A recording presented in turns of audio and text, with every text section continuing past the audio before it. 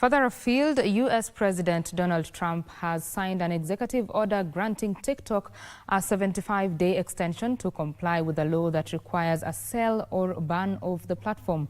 President Trump says during that time, the U.S. will not enforce the law passed by Congress last year and signed by former President Joe Biden. Frederick Moki has the details of these and other stories making headlines across the globe.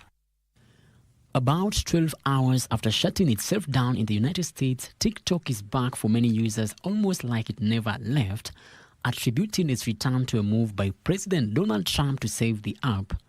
The Biden administration had argued that TikTok could be used by China as a tool for spying and political manipulation. Opponents of a ban have cited freedom of speech as a reason for keeping the platform open. The law was upheld by Supreme Court on Friday and went into effect on Sunday, but the Biden administration said it would leave implementing the law to the incoming administration given the timing. President Trump has signed an executive order granting TikTok a 75-day extension to comply with the law that requires a sell or ban of the platform. As of today, TikTok is back.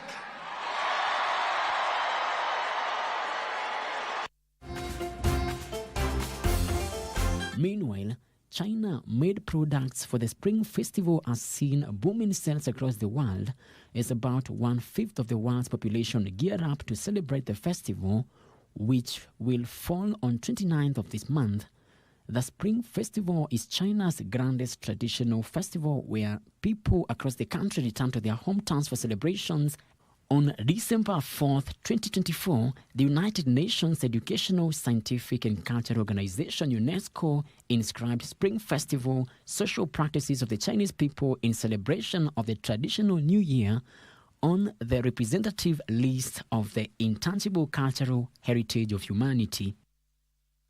Elsewhere, Russia recorded a budget deficit of more than 3 trillion rubles for the third year in a row in 2024, with both spending and revenue rising sharply as Moscow ploughed economic resources into the war in Ukraine.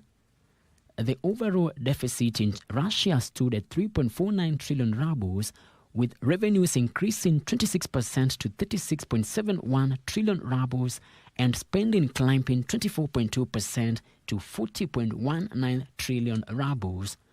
The shortfall narrowed as a percentage of gross domestic product to 1.7% from 1.9% in 2023, but was significantly wider than the initial plans for a deficit of 0.9% of GDP or 1.6 trillion rubles. Frederick Moki for Prime Edition.